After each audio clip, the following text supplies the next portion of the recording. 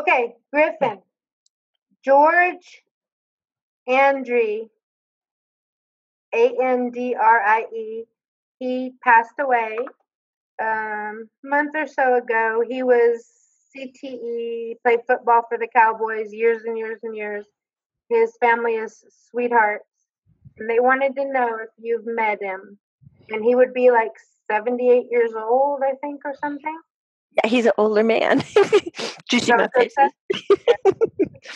He's got wrinkles on his face. Oh, what did you meet him? Yes. Is he cool? Yes. Yeah. He goes, and I really mean it. Neat guy, storyteller. This dude's so open. Yeah. He goes, I don't know, speak to him yourself. Yeah. His daughter wrote, I love his wife too, but his daughter wrote, I would like to ask Griffen if he has met my dad, and I would love to ask him about the political state of our country, which Griffen just told us. We are so divided. What does Griffen say about our souls and our future?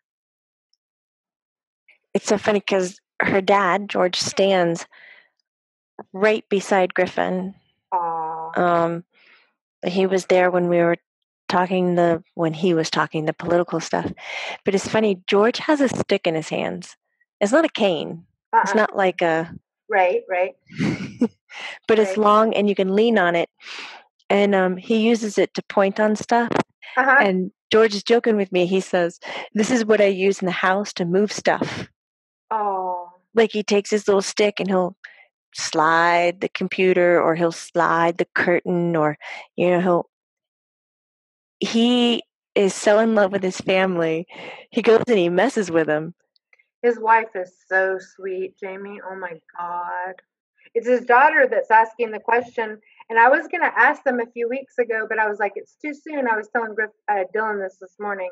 And here they came. They asked. He said he feels so good. His chest is open. Oh, wow. He didn't like the heaviness in his chest before he crossed over. He didn't get to keep his athletic body the way that he wanted to. Something had happened. You mean while he was on Earth, he didn't keep his athletic body? Yeah. Mm-hmm. Yeah, he got really sick for a long time, I think. Yes, he's saying yes. Okay.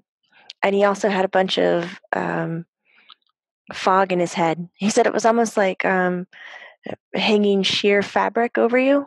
Right. And trying to live, through looking at that fabric or breathing under that fabric. No fun. No, not as much fun as he wanted it to be. He really wanted to grow old. He wanted to see everything. He really loves his family. He has a lot of grandchildren. Yeah. Was it hard for you to leave, George, or were you ready?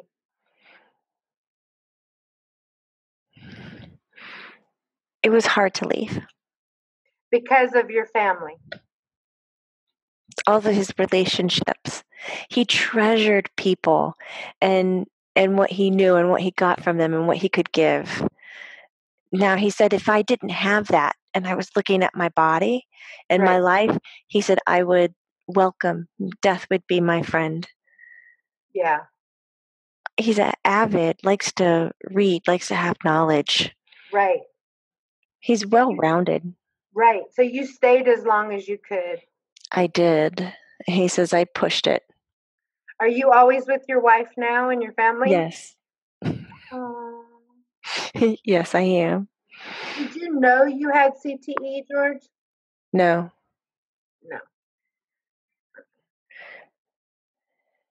No, and he says, and I definitely didn't have it as bad as the rest of the boys. When you look at your life now from where you are, were you difficult when you were here towards the end? Were you hard or not? You don't think you were as bad as some of the C.T.E that you're witnessing now? No, he doesn't think he was bad as some of them. Okay. He said, I think for me, most of my damage was forgetful. Just forgetting everything. Lost. Just lost, yeah. Which could be misconstrued Did I say it right? Misconstrued as dementia or Alzheimer's. Right. They could And have he thought says, you and had that's that. what, yeah, that's what you write it off of. And your headaches, that's what you write it off as. But that searing pain that most of them had, he's describing he did not have that searing pain. Right. Headaches, yes. Right. But not that pain where, oh my God, I need a gun to blow my head off. Yes. Okay. He says the kind you want to pull your teeth out. Yeah. Oh. Like Mike Webster and Junior. Yeah. Yeah.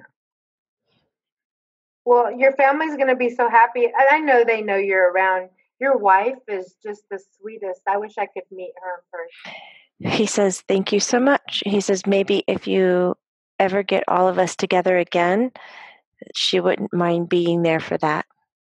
Okay. Okay. He said, I'm proud that she did all the managing. So everything is in a good place for her and the family. I love hearing that. Yeah. I love hearing that. Well, come back anytime and take care of my son Griff while you're there till I get there. He said he'd be honored too. He just took his little stick and like tickled his foot, like Griffin's foot. Griffin just started laughing. He goes, can you imagine seeing this guy set loose in the house? Like, Right. hey, what are you doing? So I'm And going to it's tell all your in wife jest and if fun. you feel something, it's your stick.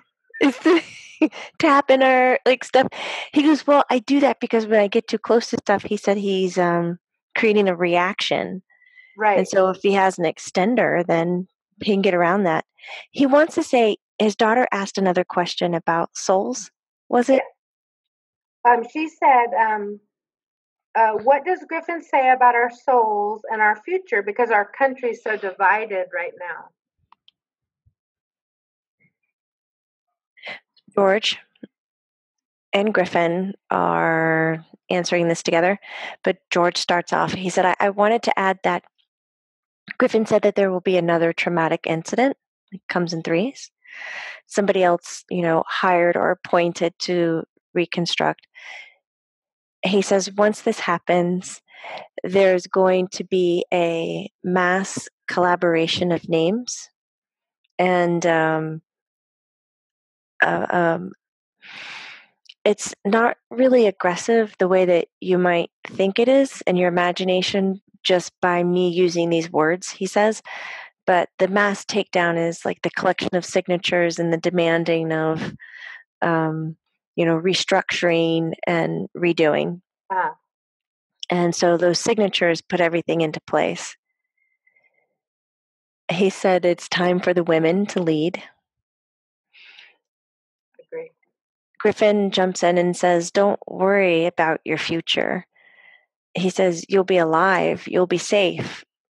And George jumps in and he says, and you'll have the opportunity to make a change. And it's not a struggle, it's making a change. He says, tell my grandbabies I love them. Okay. And he says, and I love you. That's supposed to be the stick. He's cracking me up. And he's dressed so nicely too. It's like a business casual or like he's not in t-shirts and shorts and stuff like that. Like he's well put together. He's so happy. The thickness of his hair is all there. Yeah.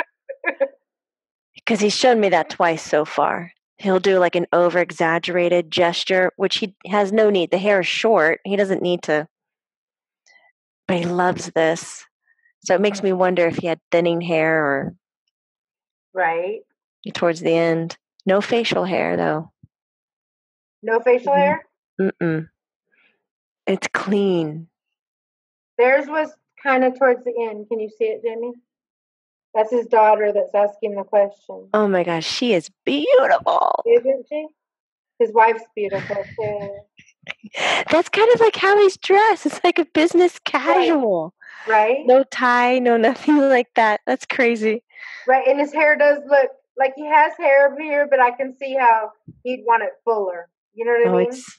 It's thick. He's showing me. Showing off his hair. He's like, here's one of the perks. He says, I look good and I feel good. Right. And he's back to being he's jolly. I can't think of a better word than that. He's got this jolly little quirk in him. Right. He's happy. I'd totally hang out with him. Right. He's funny. What do you think? Wow. I don't know. I've got a huge scent in the room. I can't taste that. Love it. Holy, it's up higher. She's so lucky. It's going away now. George, It's like is it easy being dead? it's easier being dead than being alive, he says. Okay. He straightens his shoulders. True facts. Okay, so George has the ability to give off a smell, and it's real. There's nothing burning in here. I didn't even do my Incense cedar or today. I candle? know. He missed it today. Is it smell good? Yeah. You just can't put your finger on it. No, it's not roses and it's not flowers. It's not food. It's like a real nice earth Tone. sweet tone. Yeah. I love It's it, not George. patchouli. It's not frankincense. I can tell you what it's not. And it's not cedar, but it's something in that mix. It's gone now. Cool. But that was really cool. That is cool. Because you don't get smells that often, Jamie. Mm-mm. I've been talking to you No. for years, and I can count on my hands how many times you've gotten it. You always get excited when you get it. I would love for that to happen all the time. Just like when a person walks into the room and you can smell their cologne, their perfume. Right. To me, that's something about the person. Now, when a spirit can come in and you can smell him, it's just so exciting. Right. I wonder if he had a cologne that was like that. I'm going to ask his family. I know it's not Old Spice or Axe because that's what my boys wear at the house. Right. Right. I love That's cologne. a trip. I love it. Okay, George, we love you. Come back anytime. Thank you. He said, thank you. Thank you for letting me be here. Your family. And I'm going to tell him you said it's a lot easier being dead even though you miss them. But you're there poking them with your stick. It's so funny. And you love your grandbabies. He says, that's the one bonus is I have more time to take care of my family than I did when I was living. Right. And he said, so that's all right with me. Okay. Oh, it's a lot of information. He did see his parents when he passed away.